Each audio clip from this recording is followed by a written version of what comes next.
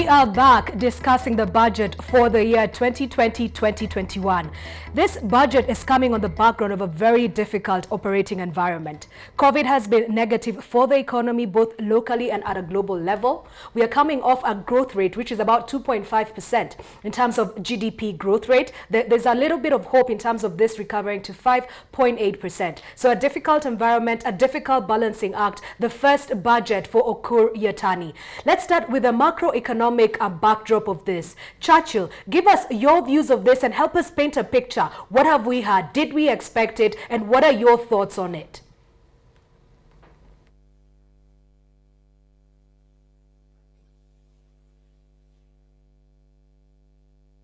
All right, not to worry, not to worry. We are almost there. We are almost at the end. I'm so sorry, Mbede and Simba. Just to give you a quick run on the macro economic framework of the budget, and also what the CS stated in his presentation.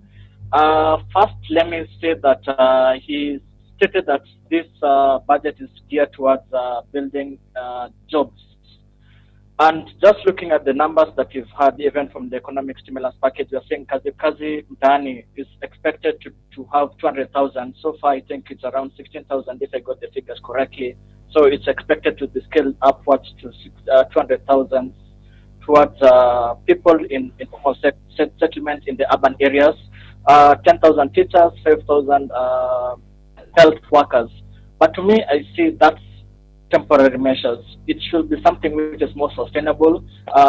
Just looking at the numbers, and even with COVID, there's an ugliness in terms of the labor market, even right now and even going forward. So there should be something what's more sustainable, something worth writing home about.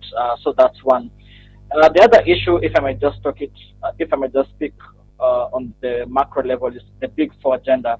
Looking at 128 billion shillings, I think that's around 7% of the overall budget allocations towards the national government. That's still small, considering that even there's a bit of some crowding up over the enablers. And so if you can just narrow down to the direct sectors towards the Big Four, I think it's quite a smaller figure. And just if I may narrow down to the manufacturing sector, yes, there's an 18.3 billion allocations towards manufacturing sector. This is the sector, according to the Big Four agenda, that you're supposed to have 15% allocation to GDP. As at last year, we were at 7.5%. Actually, we've rolled back from where we started with all this Big Four agenda. It was at around 8.1% in the year 2017. So as at last year, 7.5%. So there's a bit of some scale down in that. And you are supposed to go to 15%. And with 18.3 billion shillings, Bide, Simba, help me understand, how are we going to manage to get that figure? Are we being realistic? I don't think so. So that's a big joke, if I may put it that way. And circling back to what the CS said, that we are at a point that we need to stop even thinking about 2030. We need to think about something much longer. Big Four is part of the Vision 2030, the third medium-term plan of the Vision 2030. So if we are not even able to get our Vision 2030 right, the goals under Vision 2030 right, how are we supposed to go all the way to I don't know which year and start thinking about it? So I think the fundamentals are a bit warped at the moment. So we need to get our basics right going forward. So let me just leave it at this point. And back Churchill, just before we let you go, because we want to talk to all of you really on the areas that you felt that this document touched you. Talk to us about the deficit that he's addressing here. Do you think that his projections are right, going by the fact that he's saying, well, even the basis of this document is, well, not a very good one owing to the effects of the COVID-19 pandemic? What is making Ukur Yatani upbeat that come next year we'll be talking about 5.8%? He's actually even telling us the deficits that he wants to address come 2024. Did you find that a bit amusing from your end?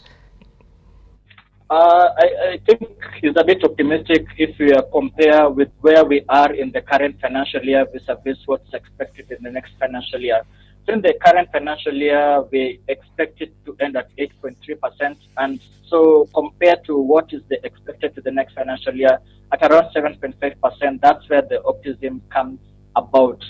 But if I may take you at the start of this financial year, we are talking about 5.6%.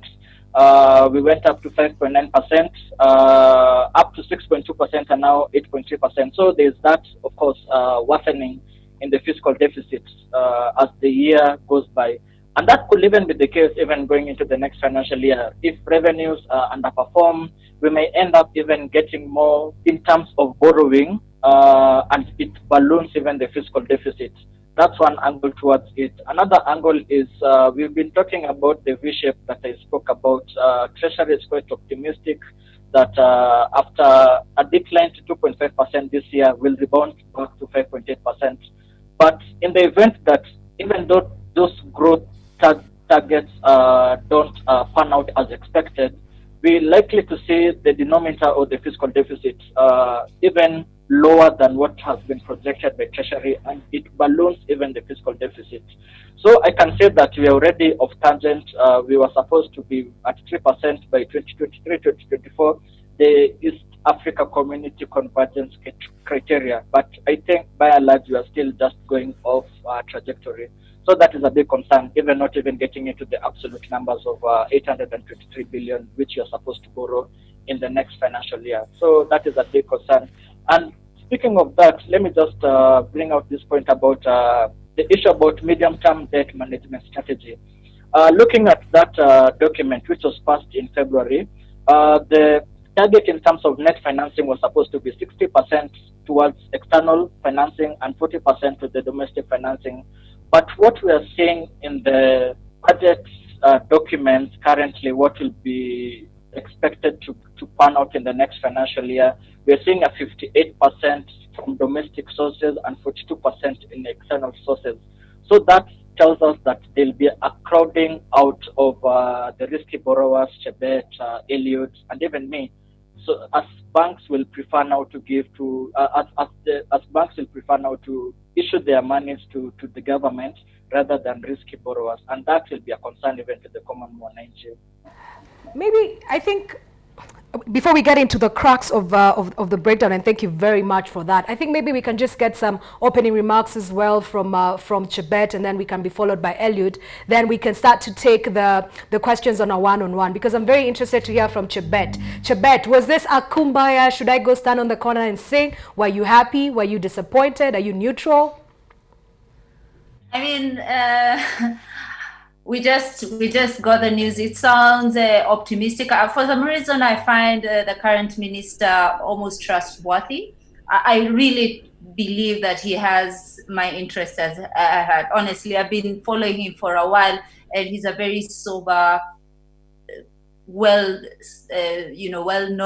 very knowledgeable person in the subject matter.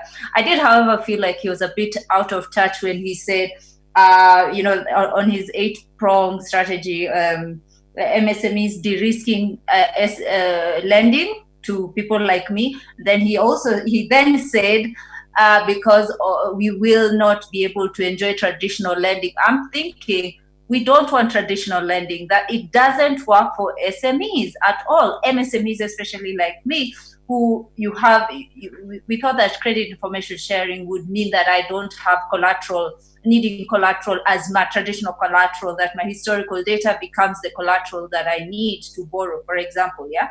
But we're still like at the beginning of that. So when he says that it was a 3 billion credit guarantee would support us more, I don't see how. We still have a problem with how banks lend us.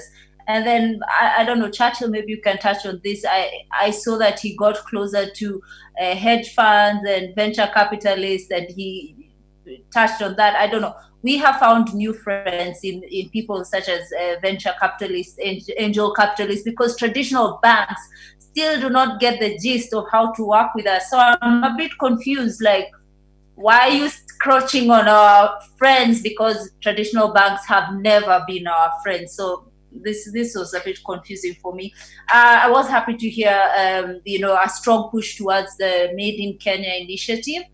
I guess then it's up to me, for example, come Monday, go around all these agencies and find out, okay, so what's the plan?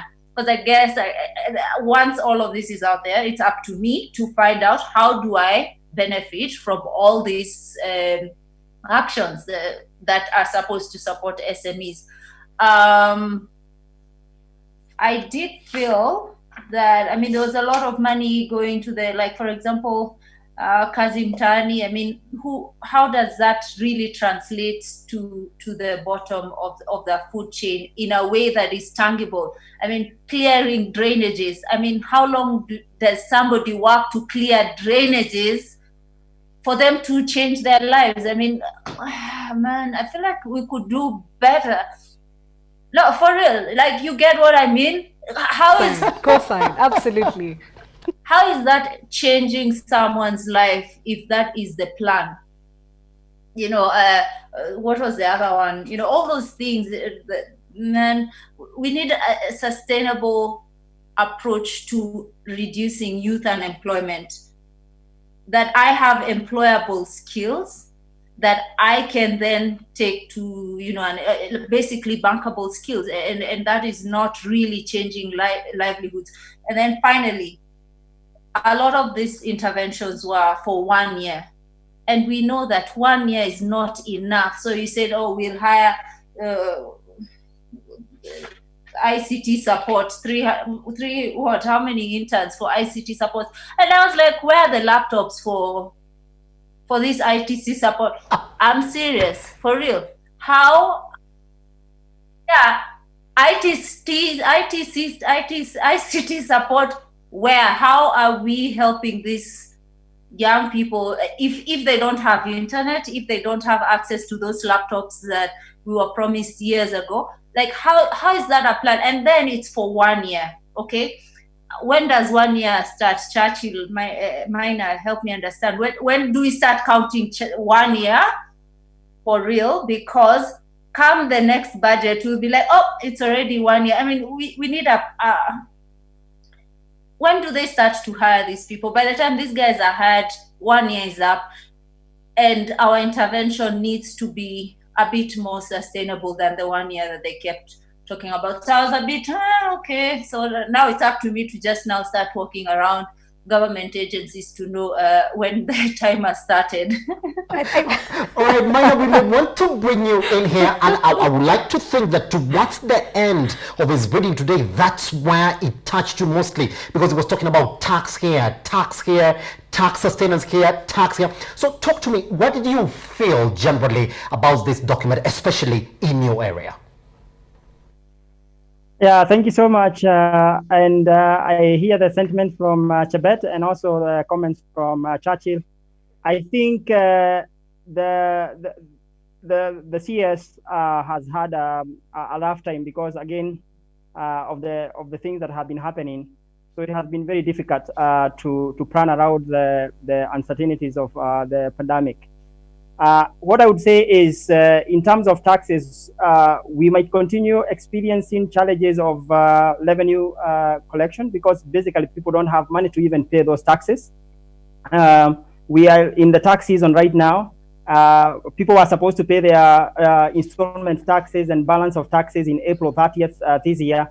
And we have had entrepreneurs struggling to actually pay those taxes. So this budget deficit will continue accelerating. And as I said, even if we are enjoying the tax amendment of 2020, the reduction of income tax rates, we could still have challenges of business operating as normal because of course the pandemic and the unemployment and the business slowing down. So what I feel like it will be difficult is to implement like something like credit guarantee in terms of the 3 billion that they are talking about to cushion borrowers. So the question is, how do you actualize it and how do you implement it so that someone like Chebet or the small business owners can actually enjoy that money trickling down? Because the problem right now is working capital. and we still, and the businesses that are supposed to pay these taxes are in a very difficult moment in terms of compliance. There was a good tax relief for those people who are going to do tax disclosures. For the last 5 years, if you had not done your tax rights, and then you pay the principal tax, and then you are exempted for penalties and interest. But again, the question is, where will the people get the money to pay the principal taxes? As I had initially anticipated, we will have some additional taxes, the minimum tax taxes. We will have we'll have an increase in the tax rate for the digital service platforms. That is the Uber, the Maramoja, the Bolt, and also online marketing. Again, that one might also increase the cost of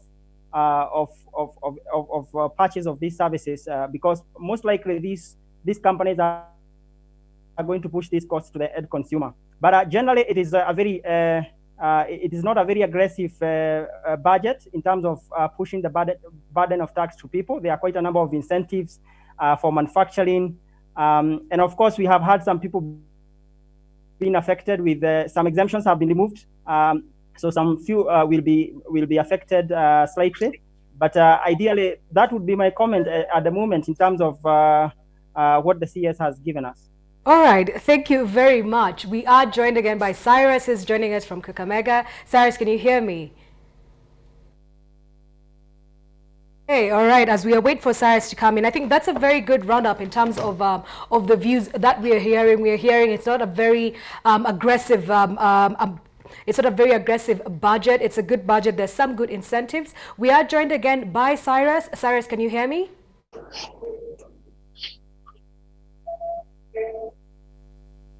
Taking the first initial statements in terms of what is your initial reaction to this budget, what did you think about it? Yeah. Thank you.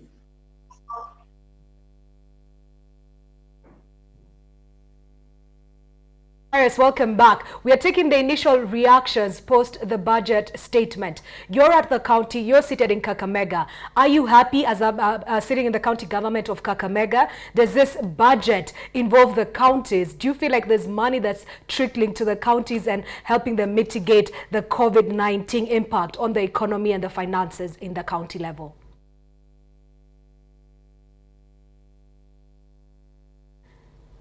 All right, so we continue. I think now, Simba, maybe we can just take a bit of a deeper dive. So we're hearing it's not, I mean, one of us thinks that it's not a very aggressive budget. It has some good incentives. That's Eliud telling us there, looking at the tax measures. Chebet is telling us it's not a full kumbaya, it's a comme si comme ça. So I'll imagine it's, you know, some things are good, some things are not bad. But I like that she's saying there could be some opportunities here that she could tap into as a business owner. So I like that she says that. Then Churchill is saying, how do you balance this? There's some things that are not making sense. They're a joke. What is happening here? But I like us to take it in a bit of a systemic way. Maybe we can go through the revenues and compare with the expenditure and then see what opportunities we've been able to hear, and maybe then finalize this by discussing the debt element and whether debt is actually becoming more negative than positive for us. And I think if you're okay with that, Simba, maybe we can start off on the revenue, what your thoughts were. Pretty much, isn't it? So when we were talking about these revenues that we're getting from Ukur Yatani, we still do expect that he's telling us we do expect for us to go ordinary in terms of revenue, 1.6 trillion. And that pretty much means, Churchill, that we have to go back to KRA to get this money from them. And so I want to point to you about, and that's actually 14.5% of the GDP. When we started the year, or when Ukur Yatani came to the office, he said it's actually possible for us to get 20% of our GDP from KRA. So when you look at these revenue targets from KRA, and owing to the fact that the COVID-19 pandemic is feared to wipe 1 trillion of our GDP, what are the opportunities for KRA? Where is this money going to come from? And when you've looked at the way it's formed, these tax incentives left, right and center, the new ones that is retained, the ones that is kicked out, is it going to be possible? He's talking about empowering KRA. What way can he empower KRA to get this 1.6 T in ordinary revenue? Thank you, Simba. There's a quote by Mark Twain that you aim above the mark to hit the mark, and that actually comes to this scenario that you're looking at. So that shows that it's like you're just trying to get a larger target, and perhaps the target that you're aiming for is quite lower. Yes, you might throw in all kind of incentives towards KRA so that they can be able to get to the root of the 1.6 trillion, or you can come up with capacity enhancement to KRA to get to 1.6 trillion. But if the macroeconomic environment is not supportive of that, because the taxes is coming from you and I, it's not coming from KRA agents or some trees out there, but it's coming from the common wananchi, the businesses. So if businesses are not performing well, or if individuals are not getting the income that they used to get, it means that it will have an impact even on the revenue potentials. And he also went through that clearly, just showing how the targets will be, just talking about things to do with travel restrictions having an impact on the import duty, VAT, of course, being hit by negative consumption or low consumption. Of course, despite the fact that we have these reliefs on the corporate income tax, whereby there's that 30% to 25% payees for the people who are getting below 24,000. They have that relief, but also for everyone else is getting a bit of some relief one way or another. That has a direct impact on revenues. But having said that, I still say that this issue about removal of the exemptions, that is quite critical. And it also came up with the time of Tax Laws Amendment Act, whereby we all expected that it will be about the reliefs announced by the president. But shock on us, there were all these kind of exemptions which were to be removed, at least to offset the impact of the tax revenue reliefs. And I still see that that will be the way going. That will be what will happen even in the next financial years. By and large, I still feel that these tax relief measures are temporary. We could revert back to where they were in 2 years, 3 years time, and that also fits in with the whole narrative of IMF. IMF is now, think about IMF as your former high school disciplinarian who is there with the whip. So they give you money, but they are behind your back, ensuring that you adhere to some other fiscal measures, some fiscal discipline. So that is where also there's all this emphasis that, okay, by the way, in 2018, those are 535 billion, which was missed on account of all these tax exemption measures. Why can we now go and revert them? And that, I see, will be where KRA will go in terms of getting the revenues. That's one. And of course, last, in the current financial year, we saw that mop-up, excess mop-up from state-owned entities. That was a bit aggressive. It just came out of nowhere, and then there was a 75 billion mop-up from state-owned operations. So in the event that revenues also underwhelm in the next financial year, we could see those kind of other unorthodox avenues to raise revenue. So we just have to be on the watch out for them. Okay. So I think what I hear you saying is there are a couple of things that just don't balance up and we have to look out for it. And we also have to be cognizant of what the big brother says, especially when it comes to balancing this and financing this. Maybe we can take a few additional comments from Eliud.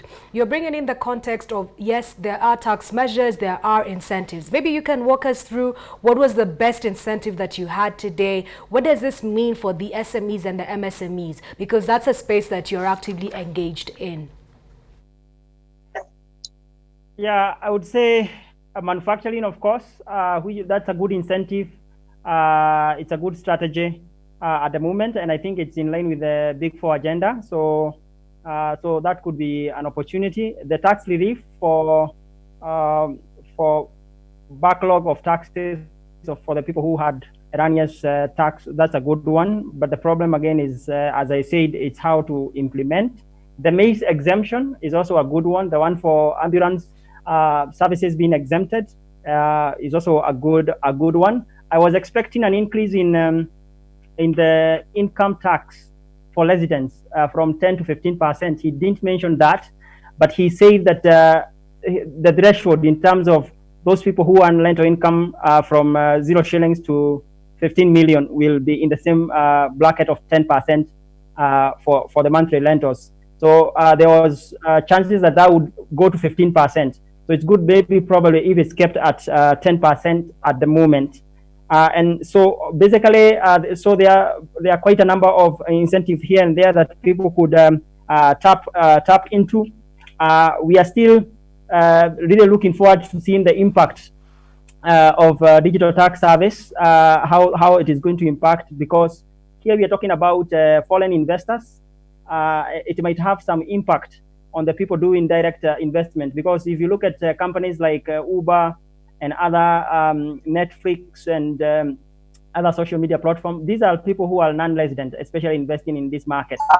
So, the implementation of this 1.5% digital tax might have some impact on the investments in terms of making Kenya like an investment hub. Is it attractive for foreign investors? So how you talk with the investors and how you make it more, how you implement it would be quite a thing. And of course, it's also going to affect the disposable income for the Kenyans, because again, these people might again push this money to the consumer.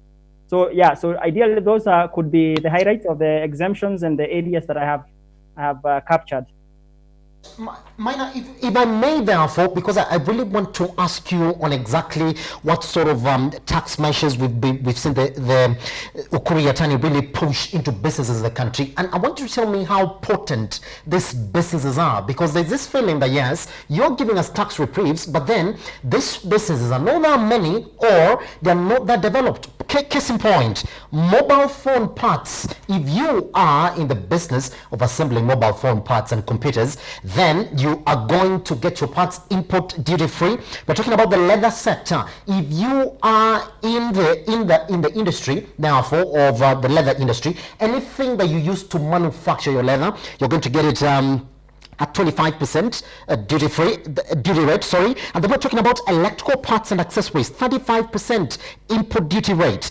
Do you feel, therefore, when you really go down to even the duty remission on PPEs now, do you feel that in as much as you're trying, therefore, to promote these businesses, there are not that many? So at the end of the day, yes, it's you're doing so much for these businesses, but what is the space for these businesses that I've just mentioned here? How many are they in the country, and where is our business in the textile industry, really? I would say, of course, there are very few businesses into that kind of technology. Most of the companies, remember, we are more inclined into non-value add kind of manufacturing, or we are either more inclined into agriculture. So we don't have a lot of companies doing hardware development and design and manufacturing. So we are still way behind. So again, so this incentive will not have a lot of impact. And if you can count, there could be very few companies that are going to enjoy these incentives. But again, it's an opportunity for the innovative Kenyans and entrepreneurs, that these are areas that they could start thinking about in terms of, for us, not just to rely on importation, we focus on manufacturing these items here. And of course, with these tax incentives, it will make us to be more competitive and also encourage investments. I thank you very much, Mbida. I think you want to get to Chebet, therefore. All right, Chebet, a couple of things happening here. There are incentives in the leather industry, and that's a space where your operations are based. And then there's also the context of the digital platform tax of 1.5% of your transaction cost on anything that is done on the digital platform. What does this mean for your business? So definitely, as a player in the leather space, we have been pushing for a very long time for further supporting the industry, first by reducing the number of imports that come into the country. And if we look at it critically, I mean, the number of school-going children need need leather shoes, and a lot of people need leather shoes, especially. I mean, that's like kind of like a basic entry level. Some of us are a bit on the higher echelon of things, so we're a bit niche. But definitely the reduction in taxes in the leather space and even textile is great. Right now, I mean, a lot of people make clothing here, and that's good. I mean, what I know is that we have to accelerate the speed at which we adapt. I mean, old business models will no longer work. So what we have to have the attitude towards is this is where we are now, and this is what we must adjust towards. I mean, one thing as an entrepreneur, I'm always trying to learn, especially from successful businesses, and in particular the ones in China, and the speed at which they move is incredible. The faster we can learn, the faster we can earn. So my challenge to entrepreneurs, to young people, is first gather information and adapt. Just move quickly. I mean, 1.5 on the digital platforms, I think it was inevitable. I just need to understand how that plays into, is there going to be double taxation? And where does that play in the 14%, the current 14%? I just need to understand that. I'm happy to pay the tax. I mean, what is due is due. We should pay. Yes, but I just want to get to her, because now there's this question of, you run your business, we do know the brick and mortar way, isn't it? And I would like to think that now more than ever your digital platform is going to improve as well, or is already improving that as well. Therefore, do you expect a modality, therefore, for you to know how you're going to get taxed? Because here is a case where you're going to pay your tax normally, but as from the start of this financial year, you're again expected to remit that 1.5% digital tax. Don't you feel like you're getting double taxed on the same business? Are we supposed to pay another 1.5 on the existing VAT? That's the modality that is missing now, isn't it? What happens is you will go through the budget reading process, and then there will be amendments to the tax bill just to be able to operationalize and just give you details in terms of what it needs to. But let me just chime in on this whole conversation of tax and also the tax measures, Chebet, because you have been doing this business for a while, and the tax measures today, as Eliud has alluded to, these measures are sort of getting us to a point of let's create a local manufacturing sector. But then my issue is this: can we, or are we being reactive to the fact that COVID-19 has happened? Because Buy Kenya, Build Kenya is a good thing, but you are a person who's operating there, and we are a country that has become highly dependent on imports. Do we have the wherewithal to actually develop a locally manufactured sector, or are these tax measures neither here nor there? I mean, why not? Why not develop our own industries? I mean, it's long overdue. And just, I don't know if this is okay to say on air, but as Black people, we have to do something. I mean, the rest of the world is just expecting us to, we have a very extractive relationship with the rest of the world. And it's time we say no, really. So it's up to everyone to do their part, to consume locally, to push for lower prices, to push for innovation. There's no way out of this one. And I think COVID has been the greatest disruptor for us. From the time of the internet, this is the newest disruptor. And if we don't take it for its lesson, for me personally, I think COVID was good. It made me think, it made me evolve, and it's making me think faster than I have been in the past. And I hope that is what everyone is going to do. It's time. I think COVID was good in that it is forcing outliers to think. Pretty much. All right, just as we come to the close of this conversation, we're just going to sample out your last takeaways from today's document. Churchill, I'm going to start with you. What do you feel now that you've seen the numbers? What do we take away from this?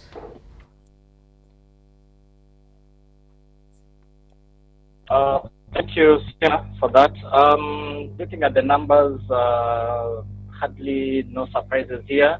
Of course, the issue about taxes is quite stony in the light of where COVID is, so that will be a contentious issue. I was trying to look at whether the finance committee has any pronouncement on the finance bill, whether there is any amendments to it. So far, I haven't seen that document because that will also have some far-reaching ramifications. So that's, of course, that's it from that revenue side. In terms of spending, I'm still quite skeptical about the pending bills issue. Yes, it's been pointed out that mostly the parastatals have issue in settling the pending bills that they have to suppliers and contractors. And I think the only thing I picked, I might be wrong, but the only thing I picked was that issue about the 10 billion VAT refunds and pending bills, which was 10 billion. And as at March 2020, we had 369 billion pending bills. So 10 billion vis-a-vis 369 billion, that's a drop in the ocean. So I'm not sure how it will go about. But the CS was quite strong that for the counties or any MDAs, ministries, departments, and agencies which have not settled their pending bills by end of this month, they will not be able to get disbursements for the next financial year. So it's something that I'll be keenly watching because it will also have an impact in absorption of funds from the government. Okay, just before we let you go, Churchill, there's the context of debt financing. And for once, this budget was only talking about the net numbers, not necessarily the gross numbers. What we had from CS, 347 billion will be gotten from the foreign markets for financing, 493 billion for net domestic financing. Give us your take on what this means, and more importantly, what's the outlook when it comes to fixed income investments in Kenya? And we are coming off the background where the government has been pushing for a moratorium, and even from this statement, CS is saying we want a long-term yield curve, or rather we want to have longer-term dated paper, and we want to switch from the foreign markets to the local markets. Maybe you can give us an overview of that as we move to the other panelists. Thank you, Mbede, for that. Just looking at the external front, financing rather, 349 billion. I think a significant aspect of it will come from the concessional financing, semi-concessional financing. So even at the budget documents, you are seeing a move away from the commercial financing, the expensive Eurobonds and the syndicated loans into the more cheaper concessional financing. That is quite prudent, and even in light of the negative rating, negative outlook rating by Moody's, it's just telling us that even if you go to the market, Eurobonds will get it at a higher premium. So that is a good move. We should need to give them some applause on that. But going into the domestic market, 439 billion is telling us that now there'll be that crowding out of credit for risky borrowers if they come to the banks. It will be quite easier for banks now to lend to the government rather than to any other common mwananchi, and that is a concern even going forward. Of course, there's that element about lengthening of the yield curve, if I may put it, just stretching it further. And what came out in the medium-term debt management strategy paper, if I may read it, is that there could be reduced frequency of issuance of T-bills. T-bills is now issued on a weekly basis, and from that anchor document in terms of debt management, if there's a frequency of issuance of T-bills, it means that perhaps you could be seeing not weekly, could be after every 2 weeks or monthly. No one knows getting from that. But a key indicator to that is from the budget document is that rather than having traditionally that split of 70% coming from T-bonds and 30% from T-bills, we'll be having 100% entirely from T-bonds, and that's quite profound. Going forward, that in the next financial year we might not even have borrowing from T-bills. That's really profound. And that also came, I remember 2-3 weeks back, whereby there was that switch auction. There was that maturing 364 364, the T-bill, which was now stretched into a 6-year infrastructure bond. That could likely play out, or there could be no T-bills issuance in the next financial year. So what we are saying that yes, in that environment, yields should ideally go up in terms of this increase of net domestic borrowing of 439 billion. That by itself should tell us that yields should go up. But I think that there's this invisible hand that comes whenever there's market players trying to put their bids sort of to curb against aggressive borrowing. So I think there'll be that yield curve sort of being retained where it is, but the fundamentals from where I sit, likely to see it going upwards rather than being where it is. All right. Thank you very much for that closing remark. Chebet, what are your closing remarks after this, and what are you going to be doing so that we can catch up with you in 6 months and hold you accountable? I think the most important thing is to take it up as citizens to follow up on all these promises. The more visible these conversations are, the more people follow up on these promises. I think the more we will see, the better the results, the more effect of that. So I would encourage everyone to read the budget, or at least understand its meaning, not in the high level Churchill way, but that there was 14 billion for the Ministry of Culture. Go to the Ministry of Culture and understand how is it being distributed, and just change our business models. They're no longer working, so adjust. So that's my challenge to everyone, because it is what it is. This is where we are, and if you walk up to any government official, they'll tell you that government is just an enabler. They're not here to fix your problems. So bearing that in mind, we take it on. All right, finally, Maina, what do you take home from today? I know questions are going to be flown to you. Explain to us, how do we reposition our businesses within the 2020-2021 document? What is the big takeaway for anybody in your area listening today?